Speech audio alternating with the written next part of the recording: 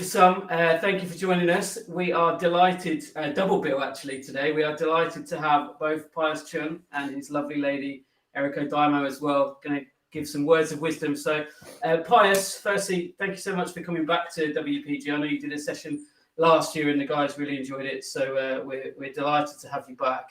And Thanks. thanks for coming. No, thanks for having me back. I guarantee some words. I don't know about the wisdom, but I'll give it a shot. Words is good. That's fine. That's absolutely fine. Great. Okay, so I think probably what we'll do is firstly, Pius, if you just want to, for those maybe fewer than people at home that are watching that don't necessarily know who you are or what you do in your career, perhaps you could just talk a little bit about yourself for about 30 seconds whilst I queue up the video for their first performance. Yeah, well, talk about myself. I play percussion. I live in the United States. I'm Chinese. I grew up in Hong Kong, moved to Canada, moved to US for the past 25 years or so. What is it? Oh, and I write some music. I do some arrangements. I play a lot of Bach, and I play some other stuff too.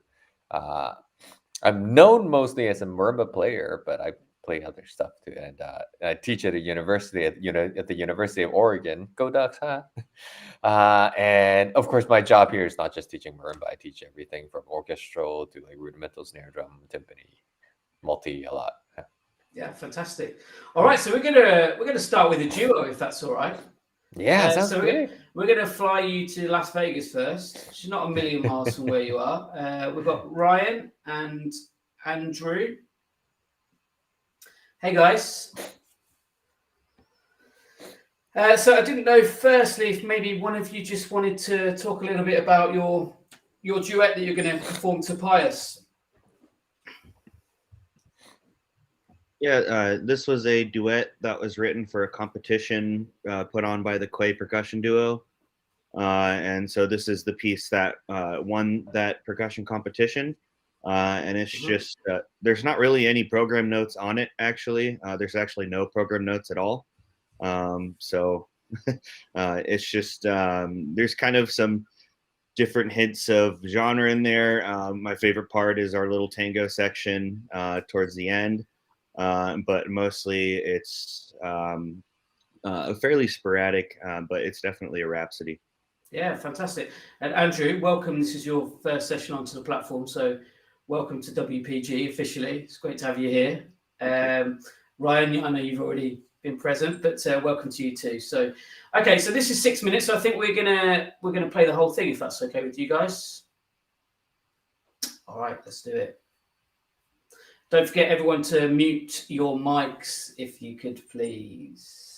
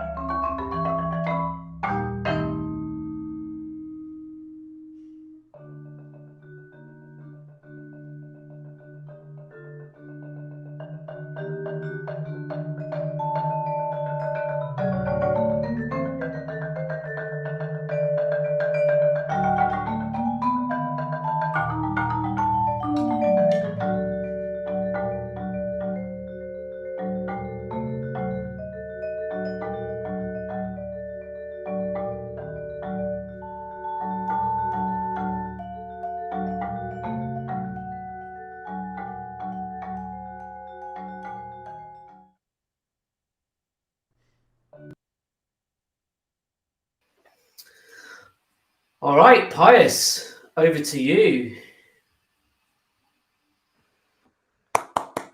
First of all, I think we need to be congratulations, Andrew and Ryan, for this great performance.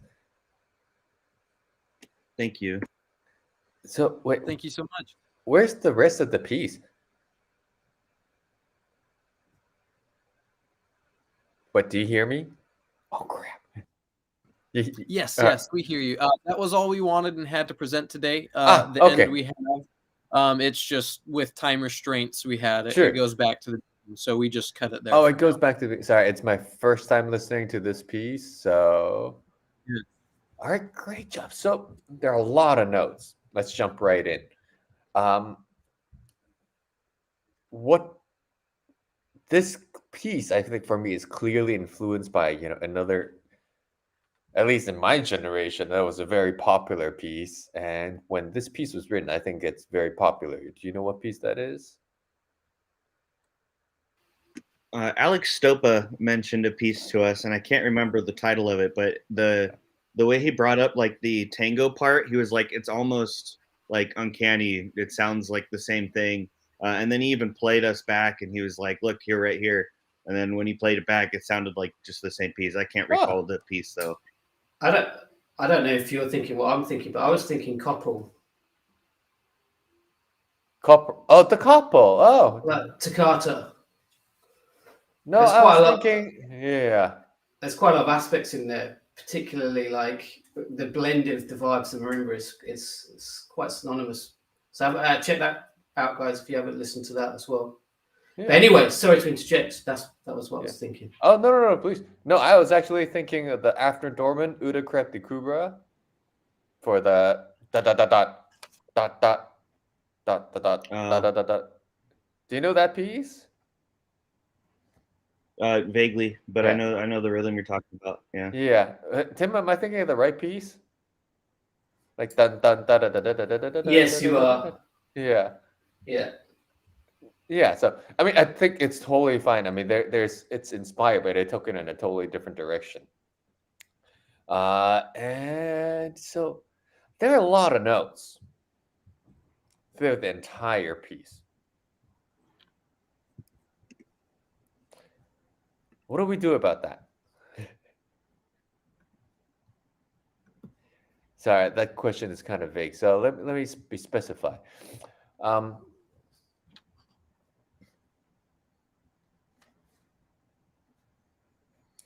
On the score, at least, it looks like for most of it, there's a lot of ingredients. Like on Tim's gonna laugh. I'm gonna go back to food again. If this was steak, there's steak with gravy, sauce, and mashed potato, and corn that was smothered with a lot of stuff in it. But how you eat it, it can be very different. You don't have to like take like a steak, dip it in the gravy, and then like smother it in mashed potatoes, and then stuff some corn, and then eat the whole thing in one mouth bite. You could deliver it to like separately too. That would give me a little bit more enjoyable experience, and also I would get less tired of this dish easier. So, but then when for instance, when I eat the salad of this course, I want something clean. When I eat the steak, I want something that's pack a punch. Right now, I feel like everything is like in a good place. It's like solidly performed, and all the notes and all the technique and all the rhythm articulation dynamics is all there. But I think the next step to go is to bring out the various different characters of it. So when it goes, it goes. When it chills, it chills. Does it make sense? So let's going back to the beginning. All this like with the repetitive 16th note motor actions, I feel like those are all fire. Well, right now it's kind of all safe. When it's piano, especially, it's kind of like nice. Then. But I think it could be more like so it's always ready to boil over, and then in the moments of forte, you just kind of explode and really just kind of let it take off. But then when you come down, you really need to come down. Well, can we actually sing that theme a little bit? For me, there's two things stick out rhythmically. Da da da da da da da, da and the da da da da. Can you sing clearly how you want to articulate that? I think wait, who was playing vibraphone? I was Ryan. So why don't you? Well, actually, no, you both have it. Why don't you do the da da da? How would you interpret that? Dun dun da da dun da da da dun Is it dun da da dun. is it that legato? Probably got to be shorter. Probably. Dun dun da dun dun. Okay, let's hear two other versions.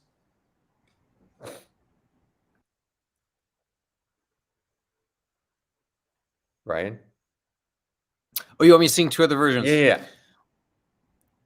We could do something like dun dun dun dun dun dun dun dun dun. Okay. Or maybe it's something extreme. That that that that that. Yeah, But those are all valid. I think I just need to hear clearly what's happening. Like, for me, the first performance was just a little bit flat.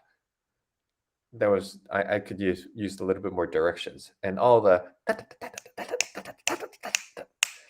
like I'm missing this downbeat a little bit, the angst and the push of it, and then the for me, those shit sound more like a drum set. That makes sense. So, and then you have the score at bar 25, 26. Those could rip a little bit more, the triplets. I like how you would play frame drum or something. Yeah. I mean, not that I'm any frame drum specialist. I've seen it a couple of times. And then and places like at bar 30, that quarter note rest. I say this to my students quite often, like, can you make the rest louder? What do you make out of that? well, oh, go ahead, Andrew. I was just gonna say, like making it more impactful by kind of cutting off the front and giving. I don't know where I was going with that. So I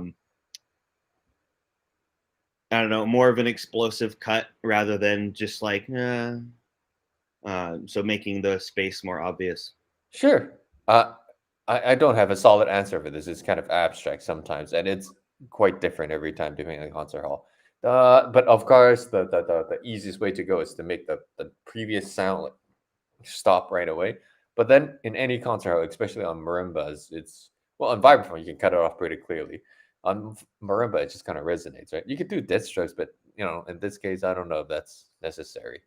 But partly it's abstractly kind of like freezing, like just da, da, da, da, and then take a breath. And quite often that also means like making the quarter note rest, maybe like a quarter note plus a 30-second or something, just a little bit longer than it's supposed to be. Just, da, da, da. Does it make sense? I'm laughing to myself a little bit because my students recently caught my catchphrases. Does it make sense? Happens every 30 seconds or so. So bear with me if I keep saying that. Now at 31,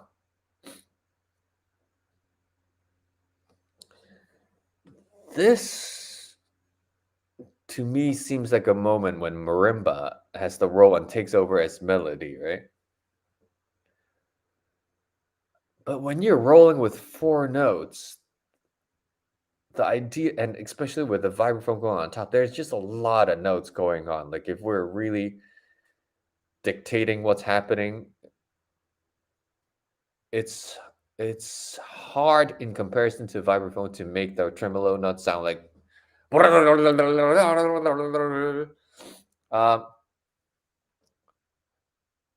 that's not really well, I don't know. I wonder if there's something we could do about it. You don't have instruments, right? So we can just talk. All right. Yeah, I think something can be done there. I might be interested. So since I'm a composer, my first thing is to go to revoicing it. Uh, I might be interested to ask the composer Michael Taylor. By the way, like, can you tell me a little bit more about this composer, Michael Taylor, other than he won the Quay Percussion Duo competition in 2012? No, I don't know much about the composer Yeah. himself. I'm sorry. He has a website, right? Does it work? I haven't clicked on it yet.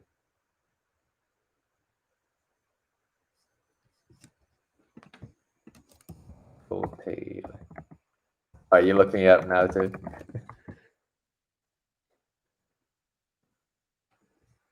Oh, I see quite a bit of stuff. So I might be interested in contacting him and ask, like, for instance, I might, like, 1 second.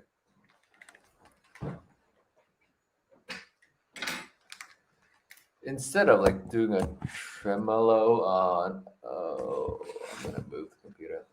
Like,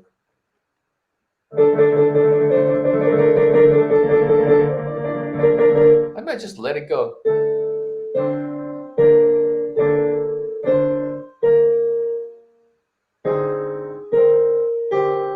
Something like that, or maybe even clearing up the texture a little bit. But that's a composer question. But as a player,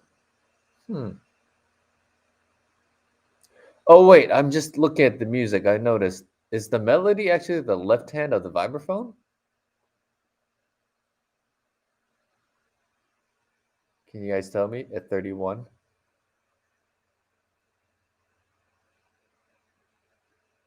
It seems to be like it very well could be, but it's very repetitive, that Yeah. constant quarter. So I wonder if that So we- mezzo piano actually applies to just the top voice of the marimba. In that case, it actually makes sense. That rhythm comes back actually a few times.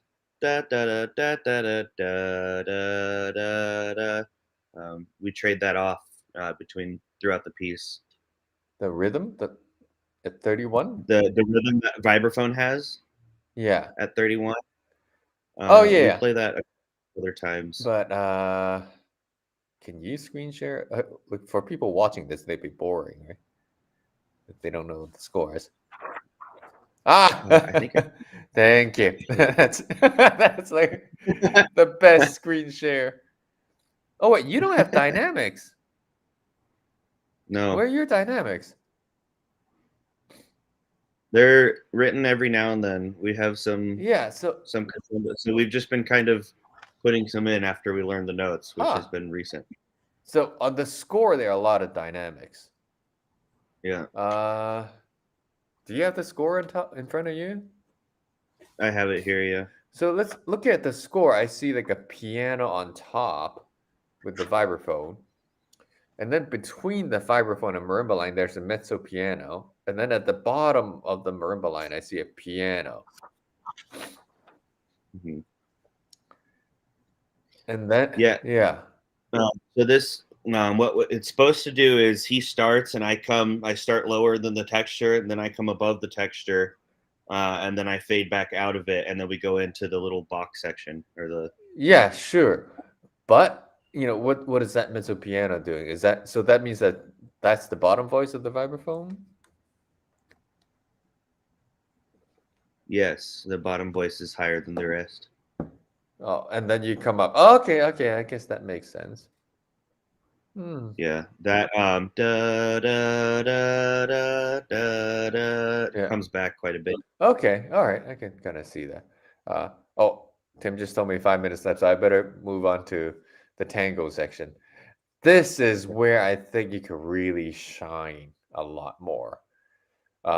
We had fire all the way, but now let's take a deep breath back. Make the pulse a lot gooier. This is one of the first things I think about. It's like what the shape, the weight, the duration of the pulse is. Pretty much, in short, how a conductor might conduct it. The first section is all like really quick, right? This we're a lot gooier. And this is something that percussionists in general aren't very good at, the gooiness, because of the nature of our instruments. We have one attack. But we can play a lot gooier with first articulation and second with the placements of placements of notes in time. That's a long-winded way of saying don't play so correctly. Delay a lot of the bass notes. That's what I would do. And since, according to the composer, this is like tango inspired, I'm gonna go with the classic tango rhythm of like dum ba dum ba dum, which means that the downbeat lands, that the end of two but is slightly delayed, and then the fourth beat is slightly delayed but leads towards the downbeat. Dum ba dum ba dum. Does it make sense? And then on top of that, like some kind of like melody floats on top of it, and that could probably be a little bit looser. While in this case, mostly the marimba keeps the groove. Vibraphone, you just do what you do.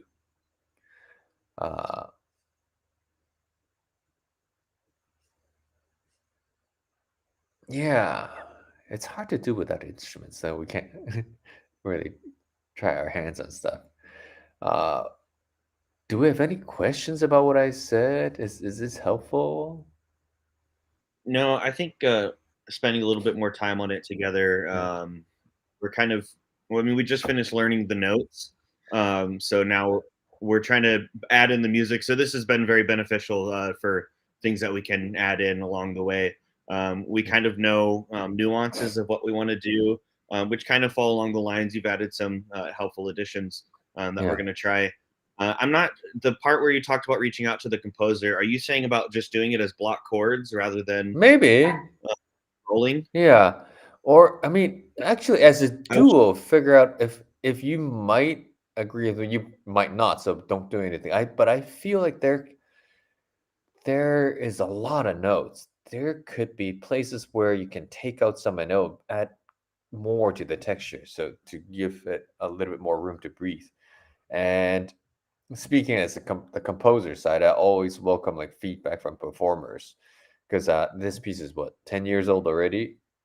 It could be time for a little bit change, or a little bit of an update. For me, I'm always changing my music as time goes. So like I really not change anything after like 5 years. So I might appreciate some feedback. Or if the composer doesn't want to do it, that's what it is. And Tim, is that my cue to stop? That's your cue, yeah. That's your cue. Sorry, you're a very popular man, so we need to keep things moving. But hopefully that's been valuable to the guys. I enjoyed your performance, guys. We'll talk a little bit about this. Maybe we can have some time together as well. I've got a couple of comments, but I won't take up too much time now. All right, cool. Thank you. Great job. Thank you so much. Thank you. Alrighty. Thank you so much, Pius. Thank you for playing. So we're actually going to stick with Ryan now, because he needs to shoot off. Thank you, Andrew. Just going to put you backstage. We'll stick with Ryan. Ryan, whilst I cue this up, do you want to just talk a little bit about Dean's piece?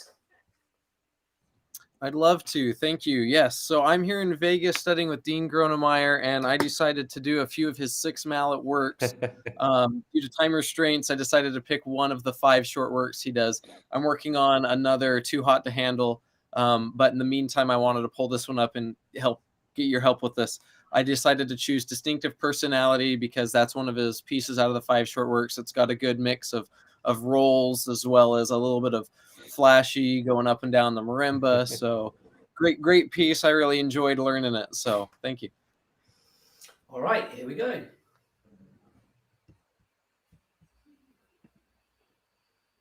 Once again, don't forget to mute, guys.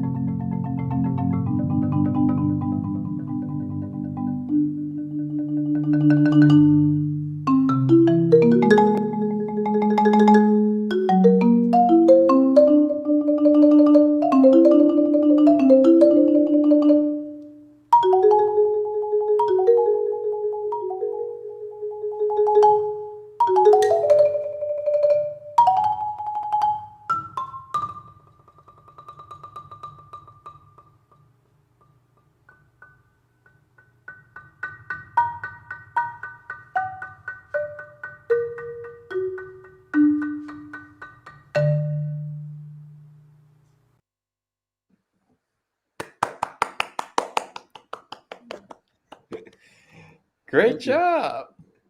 So at some point, I had to look really close at the screen. Like, how are you doing that interval? Oh yeah.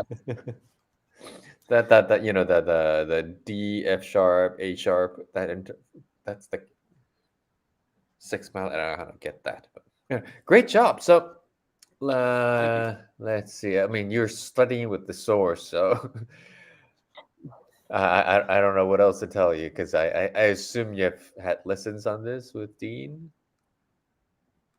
I have, Yeah. yes. Well, before I ask you what he tells you, I have some thoughts, and I'm pretty sure you would have gone through that with them. So, for instance, at the beginning, the rhythm is how you played the rhythm is not what's written. What did he say about that? So that's one that Dean is in the moment how it feels. So when he's played it a couple different times, and a few recordings I've heard of other people studying with him as well, Dr. Timothy Jones and a couple others. It's been played different each time. One of the main things he tried to have me get out, which, I'm still working on, is there's that kind of aggression and fire that Dean has with his playing at all times. Okay. Each of his pieces tends to have kind of this really aggression towards his playing. So I was just trying to find out how to get that out in my way. Of course, like you mentioned, it's not as written, but I was trying to find how to bring that out. Sure. Well, in my view, though, it's almost like every time that da da da da da, at least what's written, it sounds like dun dun da da da dun dun da da da. It sounds like a different rhythm, whereas in playing rubato and having variations in it. So that I would suggest you to mess around with it so it's not like clearly another rhythm and it's a little bit different every time. Because right now it's Okay. kind of quote unquote static. But this I'm actually glad you stayed on because I forgot to do my usual spiel about technique. And I'm just going to talk about it briefly because I think like next Erico is going to talk about like more in detail. So with my students, there are two beginning exercises. One is like the vertical one. I think it's important to incorporate breathing with our playing. So I have this exercise of like them breathing in and then breathe out as they drop their arms like boom, like that. And that for me engages the entire body and gives us a better tone and gets us to connect to the instrument. But in your case, I think it's more important to do exercise number 2 first of the horizontal warm-up, which I take mallets and I do glissandos on the instrument. Like one direction, breathe in, one direction, breathe out. So next time you get to instruments, try that.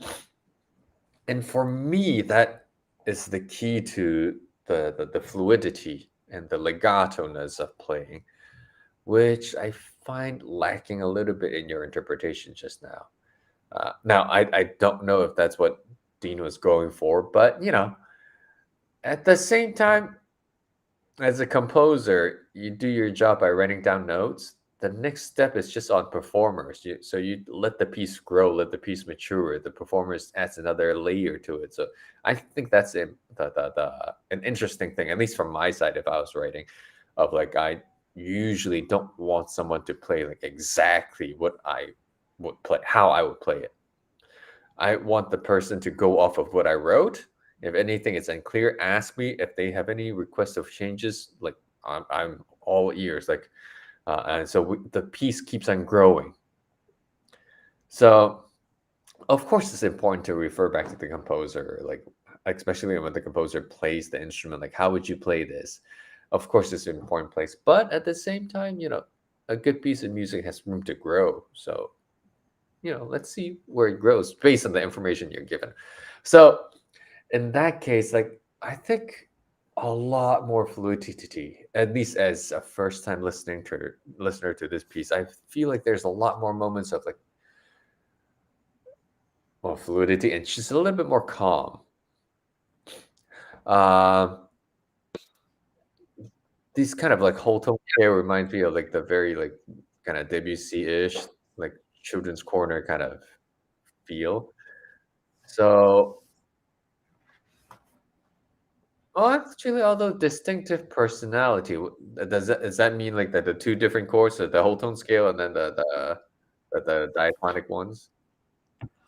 I asked Dean that same question about that, and his response to me was, to play this piece correctly, you as an individual have to have a distinctive personality. Okay. And he left it there. So I was trying to interpret what that means. I'd ask him, does that mean with each piece you got to have, a certain personality for Yeah. each segment of it? Or like you'd mentioned with the scalar? And Yeah. that was his response. So but I really like you bringing that out, Yeah. that idea out again, those scales. And Yeah. So for me, that means like I tell my students a similar thing. I tell them like don't hit notes. So it's pretty clear what I mean. Like don't just like slam notes, like play music. Always be breathing, always be singing with the music. Don't just like see a note and hit it. Always imagine the pitches first, or imagine the music first, and then make it happen, and then listen back to see if what you produce matches. So never just look at a score. Okay, this looks like this. Bam. Okay, correct. You're not doing that at all. I'm just saying. yeah. So, and then more specifically, for instance, like a lot of this, like chung, chung, chung, chung, chung, this for me, the right hand is the accompaniment, the melodies in the left hand. For me, this is not that interesting. Like once they come in with it, chung, chung, chung, chung, chung, chung, chung, chung, chung, chung, and once I get the idea, I would just kind of let it chill and calm down. I want to listen to the melody. And most of the time when the melody is in the bass voice or in the lower voice, the balance has to be offset this much. Like if the melody is on the top, it might be like this, the balance. If it's on the bottom, I don't know if I mirrored or not the video, but you know what I mean. So it's a lot more different offset. So I would bring the right hand way down. And then for me, when I listen to the sonorities of the harmony and the pitches, I hear the whole tone stuff as being a little bit more tension, and then the diatonic stuff as being a little bit more calm.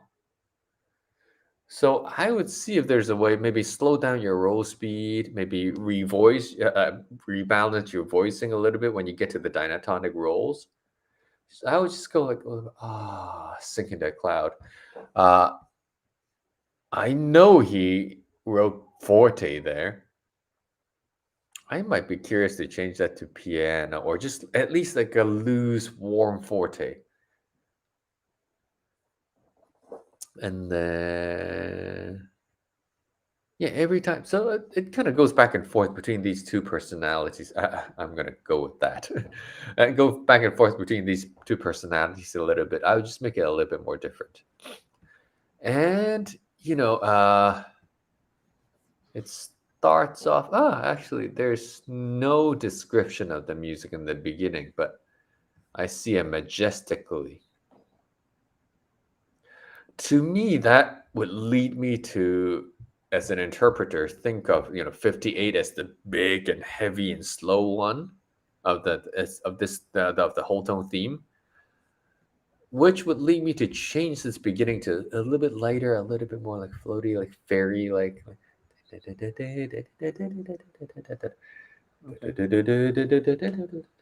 Instead of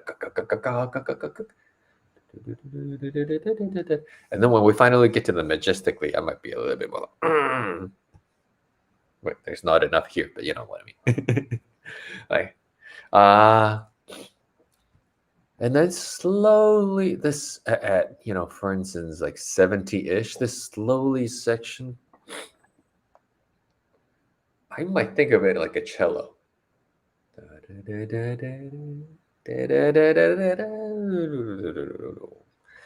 Just a lot more legato.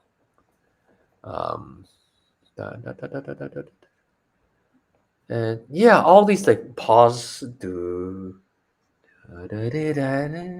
That's how I would interpret it instead of dun dun da da da. Or maybe do it once like that, another time like da da da da. So it's not the same thing over and over again. On the page, it looks kind of repetitive, but I think that this also gives the performer some room to explore with different ways to interpret the same materials. Does that make sense?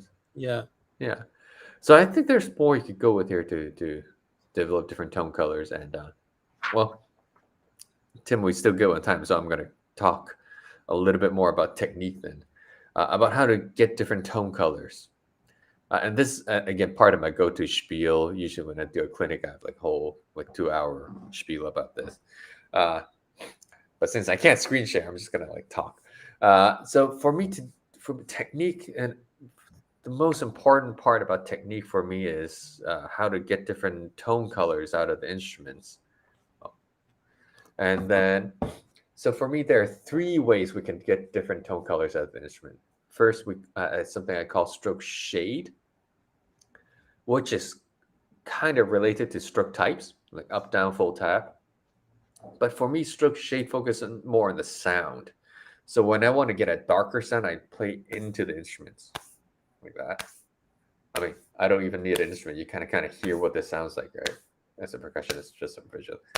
And then there's the bright stroke shade, which I imagine is drawing the sound out of the instrument. So I'm only using the surface of the instrument. If I was playing, on timpani or something, I would probably be trying to use the top, like 4 inches of the drum, whatever. And then the dark stroke, I would go all the way to the bottom. And then there's the blended stroke, which is somewhere in between. I kind of think of it as feeding energy towards the instruments, and whatever it gives back, I receive and then give it back. And of course, there's way more than 3 general strokes, 3 stroke shades. There's like uncountable in between ones, but this is for me a good way to get started to think about this. So in this case, I might think like I might think all the repetitive notes as bright strokes, so it gets a lighter sound, and then the bass note maybe a little bit more blended. Sometimes it's the majestically, it's definitely like down, like boom, boom, boom, boom. And then another way to get different tone colors is through what I call stroke weight, which I imagine is using how much of my body weight I'm putting towards the sound. This is not different from volume, different dynamics. I'm just talking about how heavy the sound is. Imagine the same note played by, one flute versus, a full orchestra.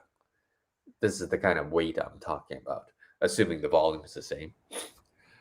So I control that first by, there's something I call the finger stroke, which I'm using as little of my body as possible. And then I call the wrist stroke, which, I'm putting the weight of my wrists onto the notes.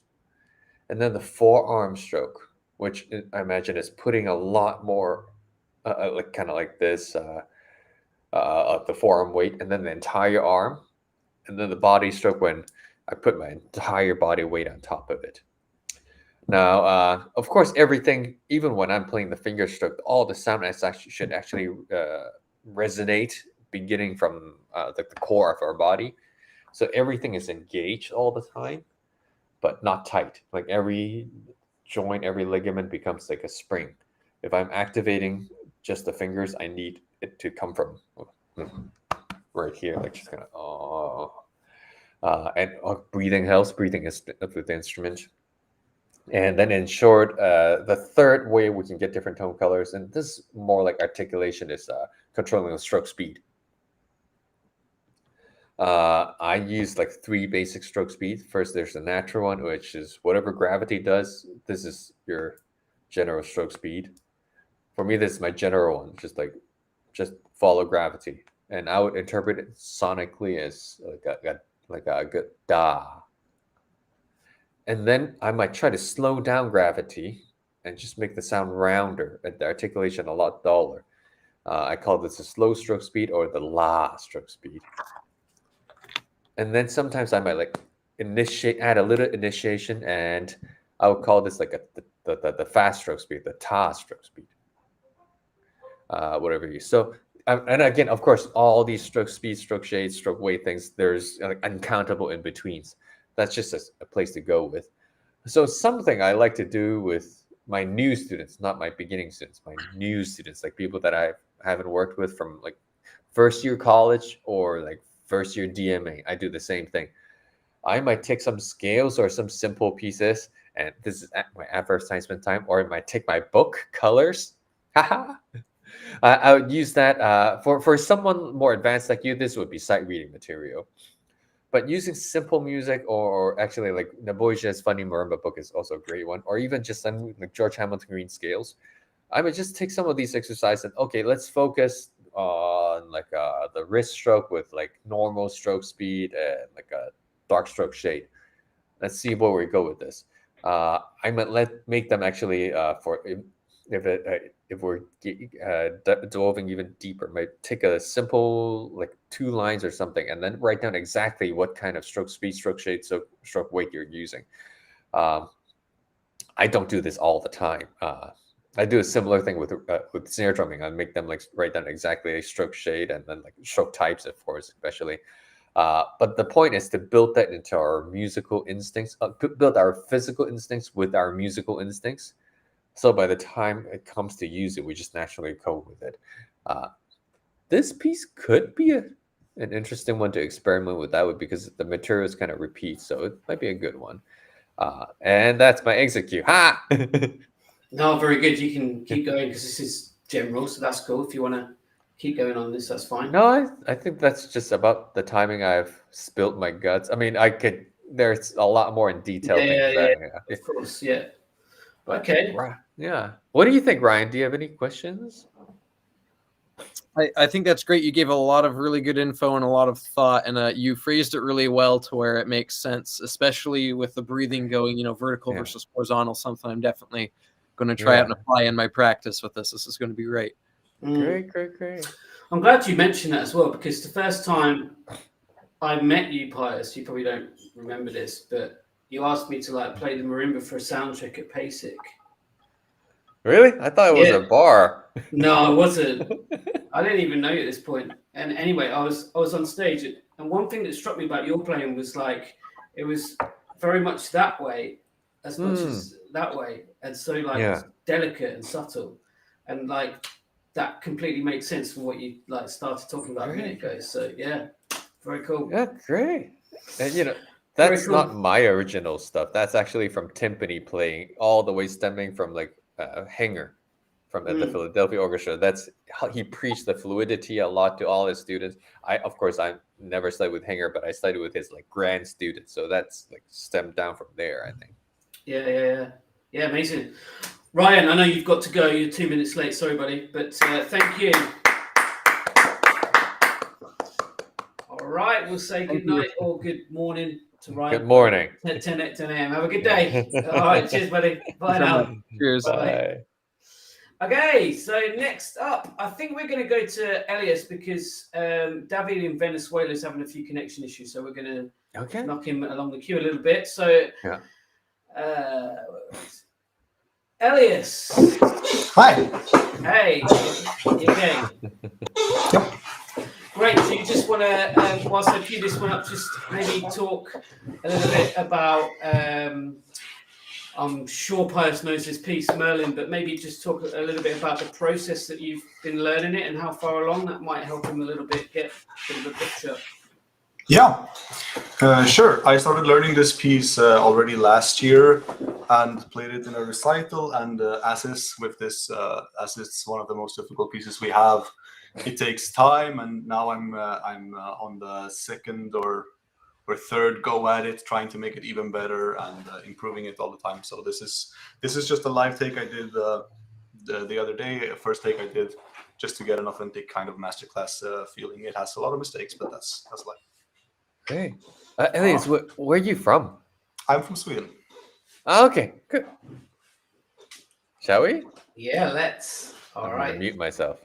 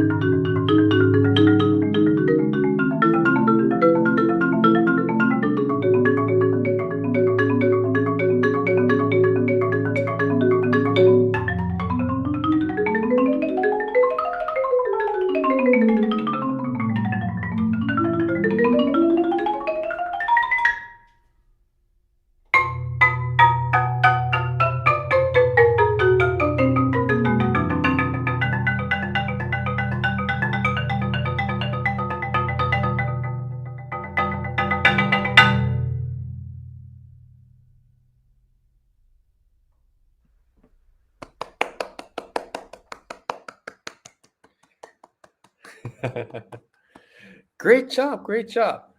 Thanks. So I like a lot of things that are happening. I really enjoy. For me, this piece is like if you think about music, quite a bit of music, it's either groovy or legato and kind of flowy. But Merlin is special in the way that I've always felt that it's both at the same time, and I think you captured that really well. So you've been working on this how long? I mean, on and off. Yeah. For a year, maybe. I Okay, mean, great. but like in no way consistently. Yeah. Yeah. Yeah. So if I may share a little bit of my relationship with this piece. This was part of in my 20s, my debut program. So like I was touring around with one program and this was the finisher. And I played this, I don't know, hundreds of times. I can't even count anymore. And I had the pleasure of playing for Andrew Thomas twice in concert. Cool. And we had discussions about this, and I learned a lot. And earlier I was saying of how a good piece of music can just kind of grow, and with every different performer, it takes on a different new life. And then after time, the piece changes too. It was Andrew Thomas that first told me this, and it was like a light bulb. And oh my god! And he was talking about Merlin, of how this, of course, became our standards, and he had heard like thousands of interpretations, and he thinks that there are a lot of different interpretations that will work. Now, my personal relationship with this is, in my early 20s, I was young and ambitious, so I played this so fast. That was the first time at my Carnegie debut. I played it for Andrew Thomas, and afterwards, reception, we got to talking. He's like, "Yeah, the first movement was nice." And then he told me gently, the second movement maybe it was just a little too fast. And I have a video on YouTube of me playing that was a week before my debut, and that was really fast. If I were playing it again, I wouldn't go there because a lot of details were lost. But it was still interesting. When I look back, it was an interesting point of my life when I was playing like that. I chose to play like that, and I think there's some valid things there. But and then about 5-6 years after that, maybe even longer, I don't remember, maybe 7 or 8, I played it again in New York, and Andrew Thomas was there again. And he said, "Great, that was a great tempo." At that time, I slowed down quite a bit. Probably around the same tempo you were playing just now in your recording. Okay. And then for him, he was comfortable with that. A lot of the details could come through. And although interestingly to him, that was fast. That was at the top end of fast. Okay. So he actually, and then, of course, at that time already, when I was talking to him, it was in the 2010s already. That's, 30 years after the piece was written. So his view of music may have changed too. So I always thought that's kind of interesting, where some really good music, it just constantly just takes on different new life. And I think this will survive if there are a handful of pieces from my repertoire that would survive. This would be one of them, along with pieces like Tanaka 2 movements or something like that. Yeah. That's my opinion. So you can tell I kind of like this piece, right? Yeah. So let's go back to your interpretation now. Like I said, I like a lot of the musical things you're doing. My criticism for you is you are missing a lot of notes. Yep. And I think I remember sitting in a Leon Fleischer masterclass, and he was talking about his teacher, Schnabel. And Schnabel didn't, apparently in his lessons, he didn't care too much about wrong notes. He was like, wrong notes are simple to fix. It's a simple matter of AIS. And to me, he translates AIS means ass in seat. Just practice. The more you practice, the more right notes you're going to get. So I'm not saying you don't practice, but I'm going back to my view now. I also am not the most accurate player, but for the purpose of just accuracy practice, I think I would recommend just a lot more slow practice, and a lot. I'm talking about like 30 run throughs a day of slow half tempo practice, and that adds up to like maybe 4 hours already. But for a piece like this, I think it needs it and it deserves it, and it's worth it. And then another trick, of course, this is something that Erico teaches a lot, and I learned from her. And she said it's really effective for certain people is to do dead stroke practice.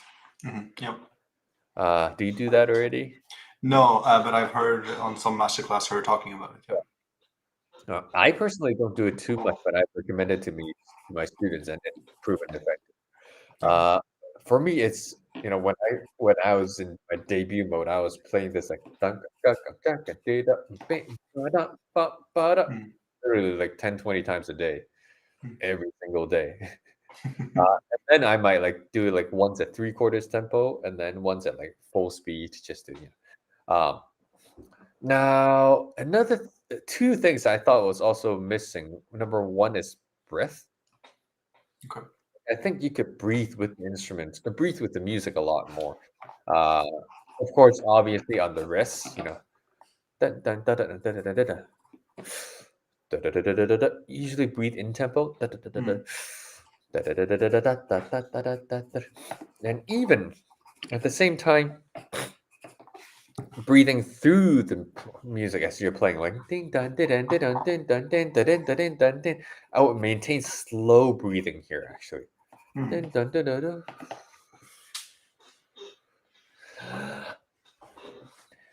Like I breathe in, dun dun dun dun dun dun dun dun. That part I might breathe in.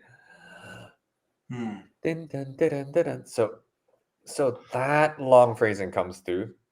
At the same time, I might imagine using my fingers and tiny muscles to control the smaller groove. Dun, dun, dun, dun, dun, dun, dun, the twos and threes.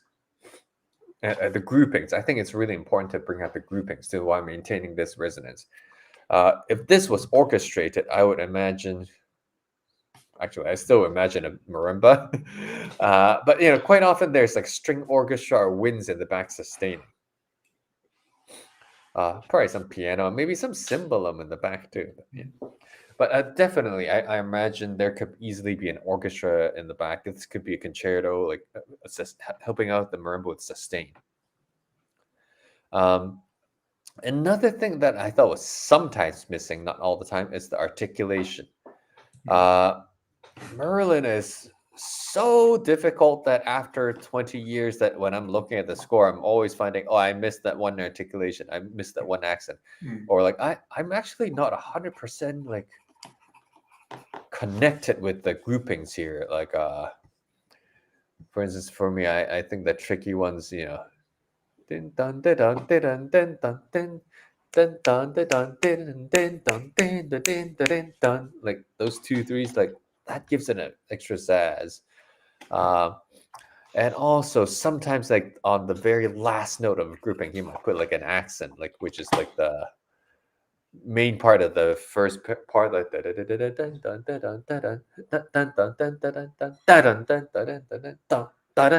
like those accents. I think it's really important. And also, think it's important to differentiate between the staccatos, tenutos, and accents, and marcatos. And for me, I have a little hand gesture that helps me clarify, and for my students clarify what articulation should be. For me, staccato feels like this, like flicking a finger, and tenuto feels like this. And accents for me feels like this. And marcato feels like this. It's like a jab. That's a general sense of how I interpret articulation. Of course, different composers, different performers have different variations on that, so we need to be aware of that. But I think it's a good starting point. So that's something I thought was sometimes missing in what I heard just now. And then also at the same time, I mean, you're doing it already. This I think, but I think it might be interesting for you to, if you haven't done it already, to get a bigger view of the pieces to actually write down the chords only and how long it sustains in time, so you can really see the transformation of harmony there. But like I said, for me, I feel like you already feel it, but it might be good to actually see it. Now, a detailed thing here is if you look at the score at bar 43,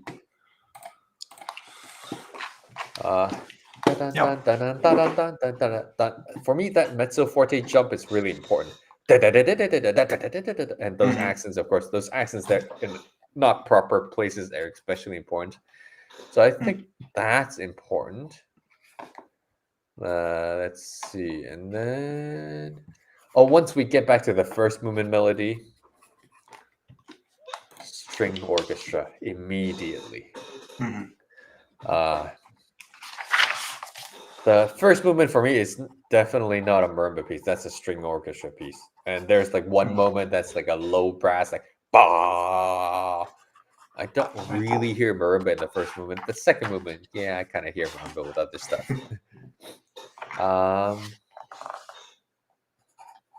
And I think you're doing well with what I call the Zen moments. Jun jun, jun jun. Boom, boom, boom, boom, boom, boom, boom, boom, boom, boom, boom, boom, boom, boom. I might do that if you think about how conductor might. I might go like how you start it is really important. Like you ever seen conductors kind of go like that? Yeah. And then what happens in the orchestra? It's just kind of like out of nowhere comes sound like because everyone is so afraid to start. They're waiting for the next person to start, so eventually become okay. So this could be one of those moments like boom, boom, boom, boom, boom, boom, boom, boom, and then the momentum comes. All right, let's add some momentum. Dum bum bum bum bum bum bum bum bum bum bum bum bum. And this thing is, there was like a Simon Rattle story of like how he was describing like Karajan's pizzicato with the Berlin fill. Like Karajan would kind of go like this because he was so afraid of them. And then the orchestra is like, what the hell is that? So the orchestra just learned to play together, like boom, and then out came this like gorgeous resonance. And if you have heard the Berlin Philharmonic in concert in a concert hall, like recording is different. You got to be in the concert hall, like hopefully close to them. And then that pizzicato is like, I remember just sitting there going like boom, and what is this resonance of like all the instruments just going like boom, and the hall went like this. And I'm like, oh my god, I've never heard a pizzicato like that. That sidetrack story, but there's moments like that we could try to emulate a marimba. Just how to make that. Boom. A good description example is not even in Merlin. Actually, in the first note of first movement. Da-dum, da-dum. Using the first note grows out. This harmony grows out of it, like ba-bum.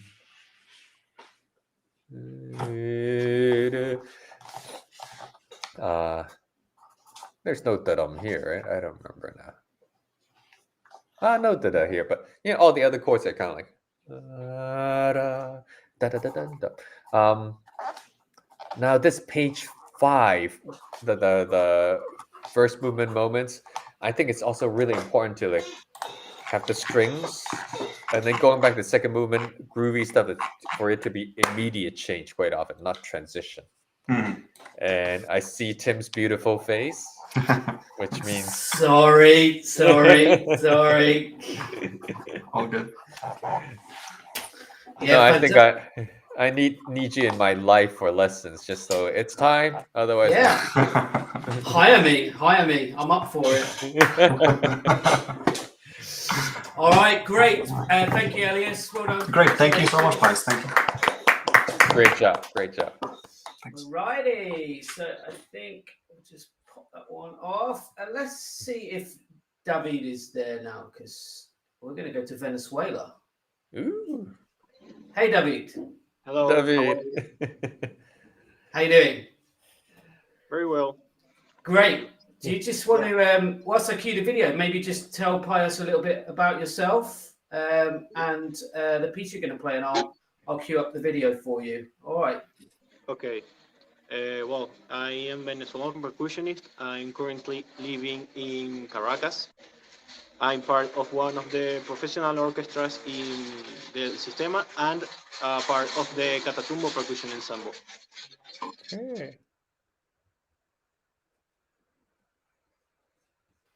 All right, great. So let me have a look at my sheet here. You're going to be playing Etude in E minor by this very strange composer, Pius Cheung. Yes. Thank you for playing my music. All right. Without further ado, yeah, we can easily play all this. This is fine. Okay.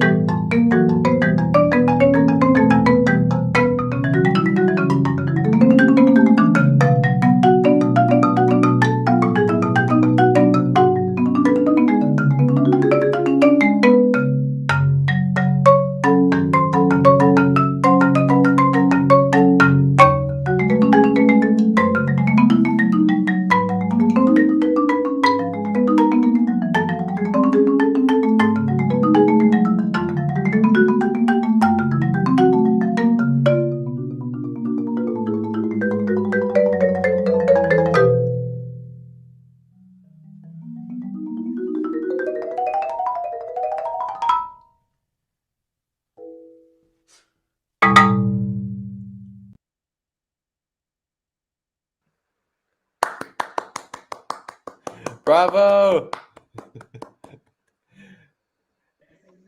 Thank you. That was really good. This piece is hard. Yeah, quite hard. But no, I think you did a very good job with it. Now, there's so much we can talk about. Okay. Well, first of all, actually, It's good to see you in Venezuela. I remember like before COVID, even like twice, we tried to go visit and play Yeah, with the orchestra. yeah, Yeah, I knew that. Yeah, yeah, with Jose Garcia, we're trying to. Yeah, I hope to do that eventually. But yeah, uh, hopefully. yeah, I'd love to visit. And now this piece in particular, I think, talking about how music changes, and especially me, I can't make up my mind, so it's always changing. Uh, Maybe I can just tell you like a little bit background story of how this piece has changed over the years. Uh, I remember, so this piece started as, I wrote it in one night, I remember, but because that night I learned of the news that my a very important teacher of mine like had passed away, so I was struck with emotion. So I just sat down and I wrote this tune. Uh, and then I remember in the beginning, actually, the first two bars were not there. It just started at the third bar, so there was no introduction. And that's why, like in the beginning, like the first person I gave it to was probably Erico, and then I gave it to my good friend Casey Cangelosi, who recorded it on YouTube. That was when YouTube was first getting started. So that's why his version didn't have the first two bars. Okay. And then over the years, it has grown, and then just skipping forward to this, at like page 4 on the score, there's like an optional line, right? Okay. You see the smaller text on the top. Uh, the original version is the big text, and then the smaller version was like after I think it was at the time Erica was playing it, and then she was like, "This doesn't sound very good. You should make an optional version." So I did, and after that, I grew to like that version more. So I encourage you to try that smaller line, just because I feel it gives the texture a little bit more variety. It lets the top voice resonate a little bit more, and it's a little bit less awkward to play. Yeah. So give it a try, but you're doing a great job with it. Now, specifically though, there are a couple moments that you added a breath there that I'm not so sure of, and one is definitely my fault. Where is that? I put a comma there. Oh, is the comma gone? Huh.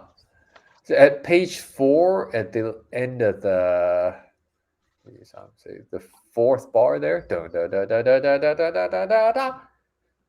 Okay. Da, da, da. I guess I fixed it at some point. At some point there was a comma, Okay. and that got people to just really stop. Da, da, da, da, da, da. Dun, da, da, da. I personally don't like it very much. I rather dun, da, da, da, da, da, da, da, da, da, da. And then it goes. There's a lift. Da. And then it goes back into it. For me, that's better for the flow. And then, so what I feel you're doing really well is quite often I hear people play this and they're way too rubato with it. You're not doing that. So I think that's great. And, the accuracy is great. It's very under control. In your case, I feel like you could explode a little bit more. Okay. Also this piece, to talk about myself a little bit, if you don't mind. I wrote it, when I was a student years ago, and at the time I was trying to simply, write in a style that I was missing for the marimba, Okay. because I grew up as a pianist. I wanted to play Scrap and Rachmaninoff and all that good, like Okay. heavy romantic stuff, and there wasn't much like that for the marimba. So I first tried arranging first, but turns out Rachmaninoff and marimba doesn't sound very good. So I started writing in that style just so I could fill that void of my playing. Uh, but actually now I don't write anything like that now. Like my most recent piece is almost 12 tone. So this is like a very early work of mine. And then and this piece is very much inspired by two separate pieces. One is the Rachmaninoff Piano Concerto Number 1. I just took that chord progression literally.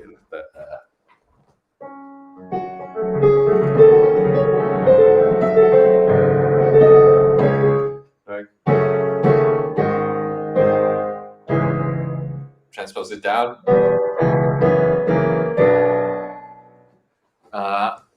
So that's one. Another piece is the Scriabin D sharp minor etude.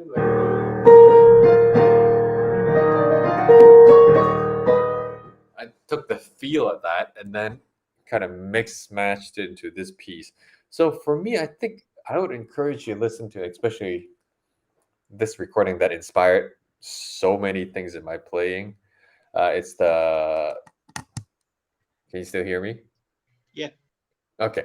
It's the Horowitz recording of that Scriabin D sharp minor etude, and even the structure is kind of from that piece. He just Horowitz just perfectly emulated how to pace out sequences and how to pace up this kind of simple structure. Okay. Now, in your case, we can look at the structure of this piece in two levels. First is the bigger level of there's that main theme, the first page. It repeats again with octaves, so it should be a little bit higher. Okay. And then the theme kind of takes it a little bit turn, becomes gentler, and it's reversed. Flipped upside down. So this should be slower, softer, more gentle. So it kind of went here, and then gentle. And then there's a simple long build up. And then this first theme comes back as really big. So this should be the heaviest one. Okay. I think that in that regard, your structure can be clearer, but it's happening already. For what I'm missing a little bit is the more smaller microstructure. Check out the first page. First page. Okay. Yeah. The first two bars don't mean much. It's just getting us in the mood.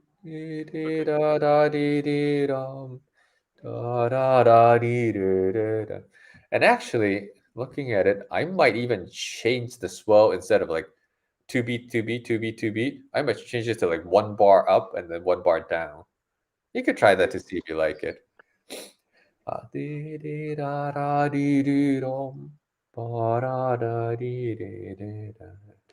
And then this next part is where I think you could be a little bit clearer on, is this main theme.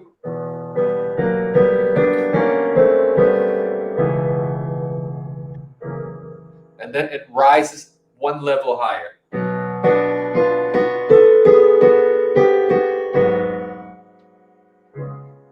And then one level even higher. This is the highest point of the entire first page. And then it comes back. Lean forward. Second time smaller. Third time even smaller. Lean forward again.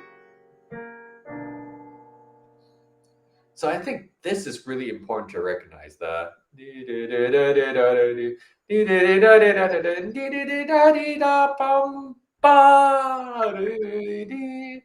and these first three phrases takes it short. The third one is longer. And then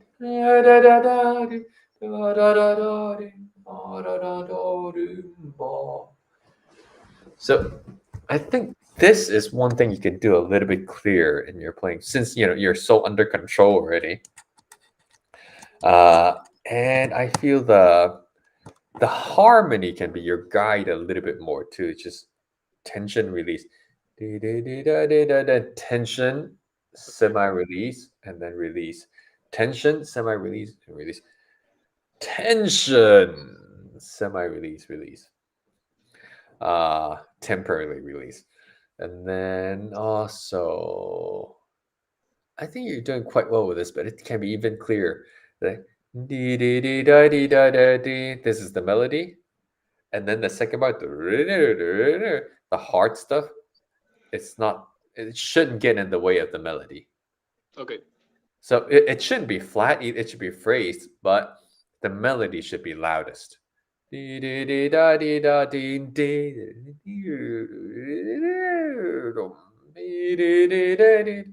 it make sense? Yeah. Yeah, yeah, of course. Yeah. And the whole time using this bass line as guide. Boom, boom, boom, boom, boom, boom, boom, boom. I'm a terrible singer, but you know what I'm talking about. Yeah. And then, yeah, and I think you did a great job with the page 4 when the theme became gentle. Or page 3. Okay. Ah, Page 4. the Okay. I think you did a great job of not like completely slowing down. Quite Okay. often I hear people play this, they really slow down here. The flow needs to keep going. Instead of like this, it just became this. But the tempo, the pulse, the waves of the ocean, the heartbeat, that doesn't go away. I think it went up a little bit at some point, so maybe keep that. And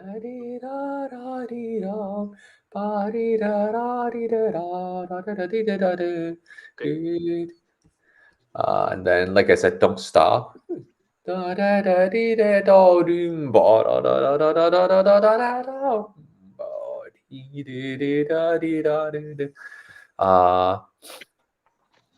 And then at page 5, that rising bass line, that again, I use that as a guide for continuous build. But like if this was an orchestra, I want to hear like all the basses going like caw, caw, like really cleanly. Okay.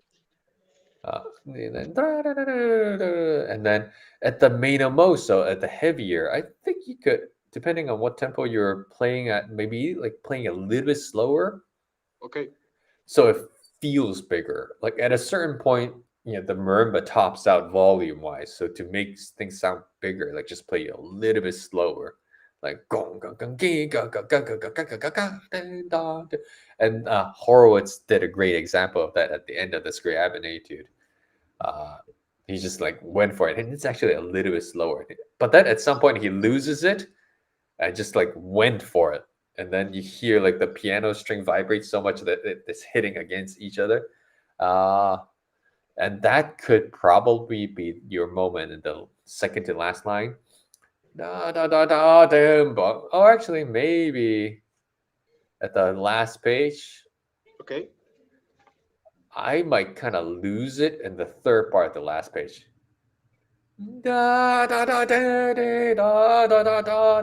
Like my mind is about to explode. Like, oh my god, I can't handle this anyway. There's so much tension. And this last iteration, I might not even bother that much with that. That 3 levels, I might just like go for it. Like and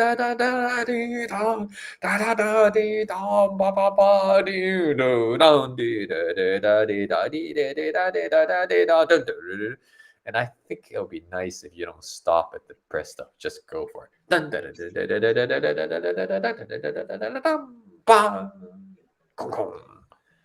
It seems simpler than it's a simple piece. Don't try too hard.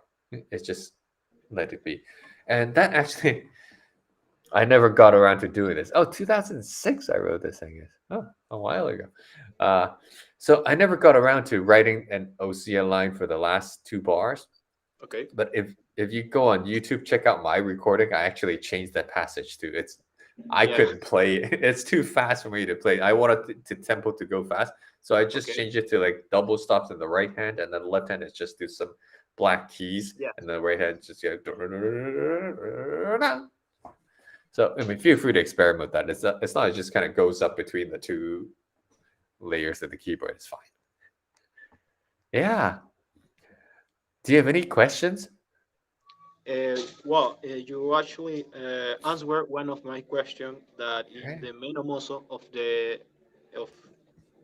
in the heavy section.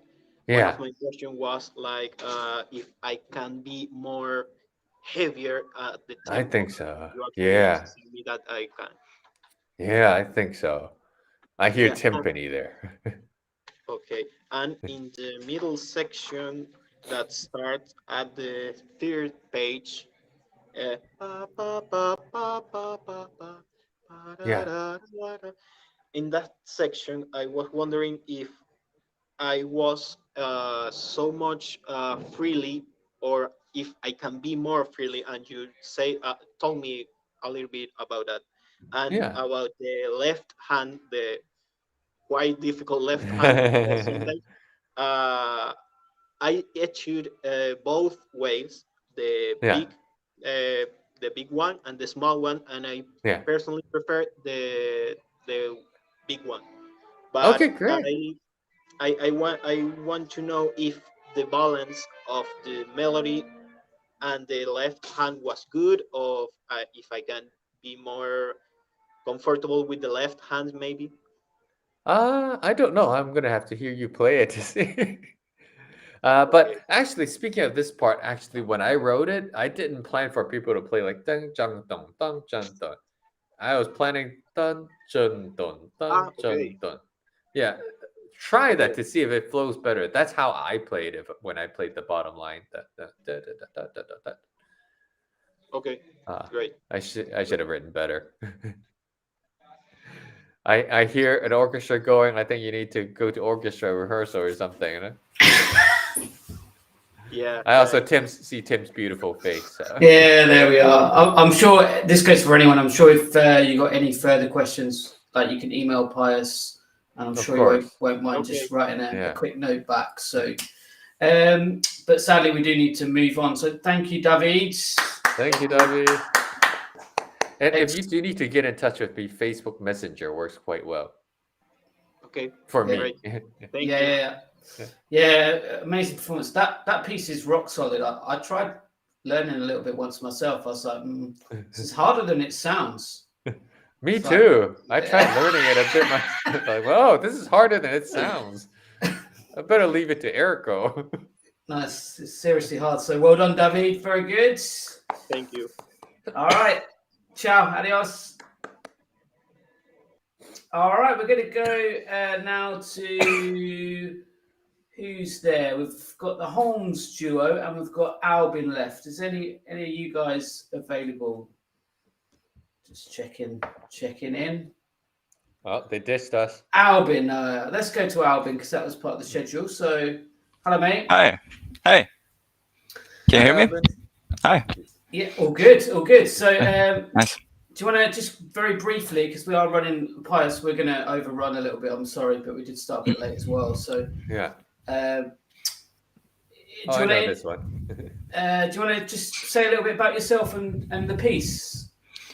Sure. I'm playing your version of Verano Porteño from Astor Piazzolla. And I really like the piece. So I played it for a while now. I played it, I think, 2 years ago at first time. And then I picked it up a year ago. And now I picked it up again to play it for you. Great. But yeah, I'm currently studying in Denmark, but I'm from Sweden. Oh, great. Who are you Yeah. studying with now? The Copenhagen? No, I'm studying in Odense, actually, with Ah. Johan Bridger and Søren Monrad. Oh, great. Yeah, and I studied in Sundsgården before with Johan Bridger as well. Ah, great. Well, just do whatever they say. They're Yeah. perfect. Shall we listen? Yes.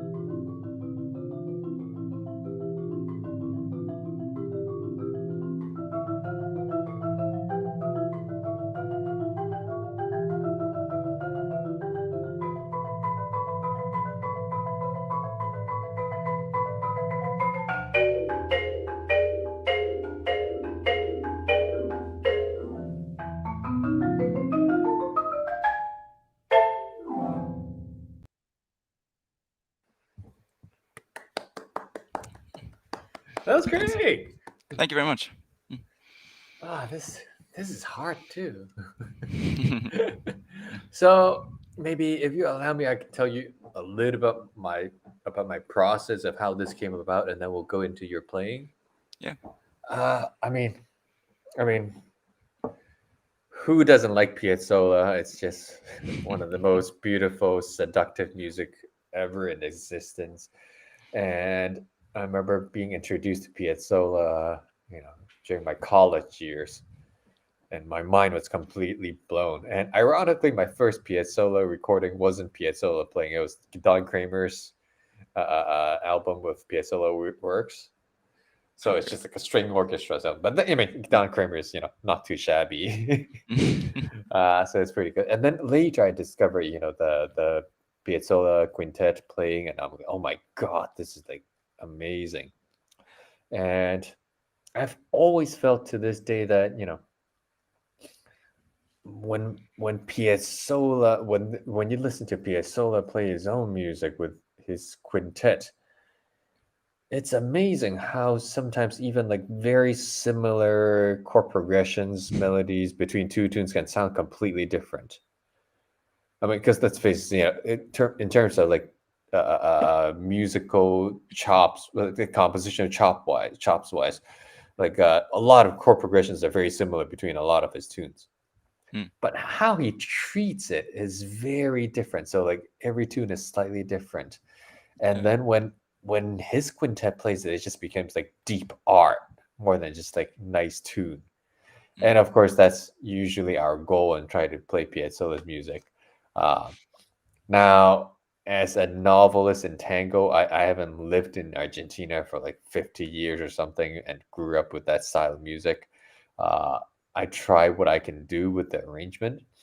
So I remember when I first tried my hands on playing this or putting this together, I wasn't trying to. I mean, I wanted it to be like deep art, but I also knew there was a certain limit one can do, being not having grown up in that tradition and being one person versus five like guru level, like amazing level musicians playing together. So out came this arrangement, which I've always thought, I mean, in my opinion, it's kind of like Piazzolla light, which is still not too bad when you take like 10% of Piazzolla. It's still pretty good.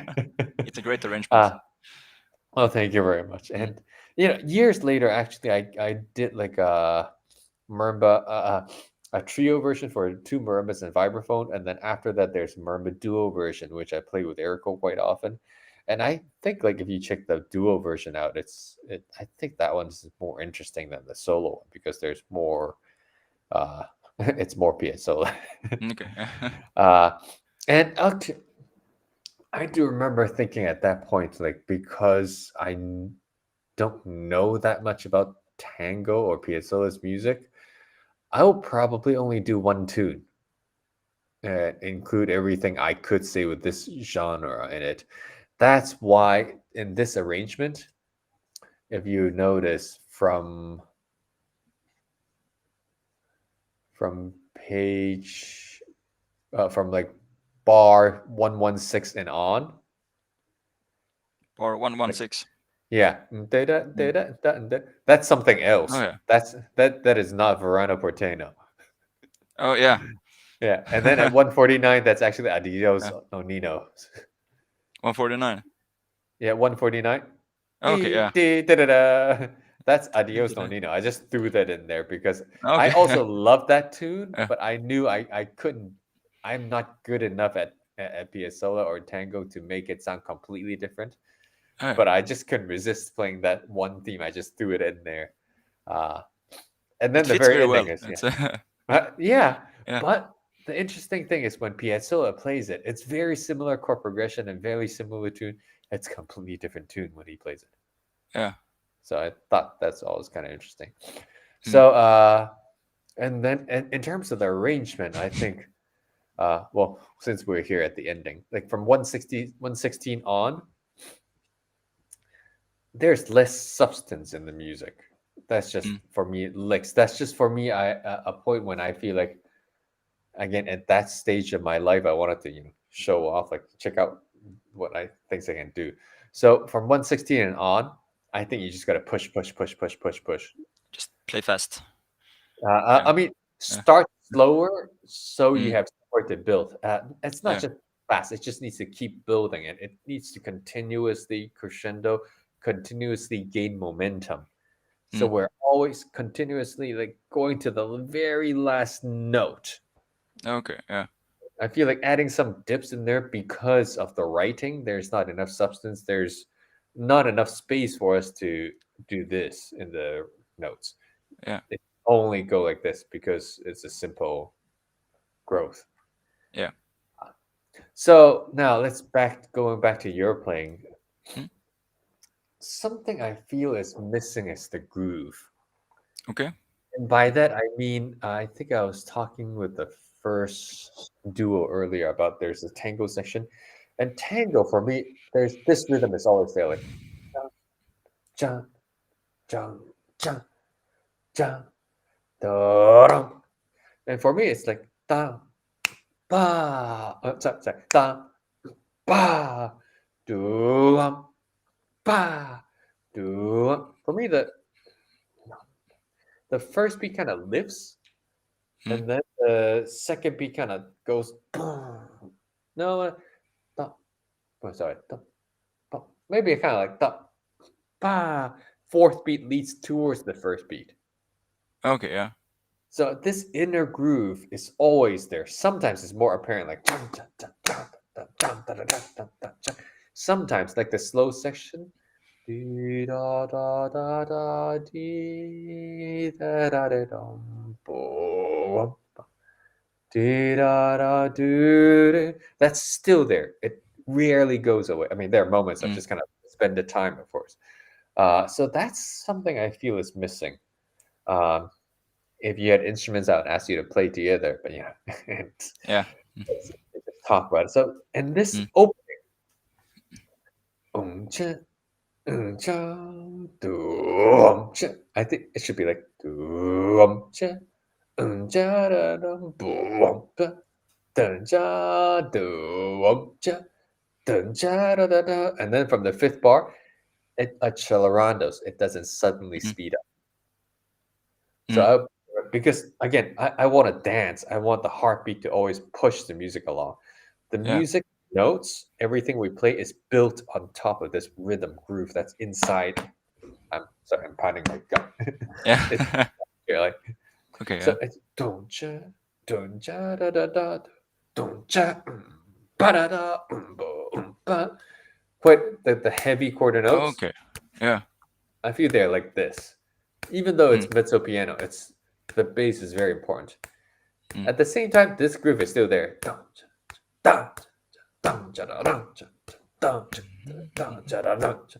So I always keep that. It's kind of like when I'm playing a saraband, like the chaconne, the Bach chaconne. Yeah. Da, cha, da, da, cha. That's always there. Mm. Arpeggio section, that's always there in the background. So in this case, it's very much in the foreground first, and then the accelerando. It shouldn't be feel like you're speeding up. It should feel like somebody is pushing a rock up a mountain. Oh, okay. You're being pushed as the performer. You're being pushed by the Mm. drummer in the back, or probably the cajon player or something. Mm. It's someone is leading you along, and then finally you arrive at 13. And now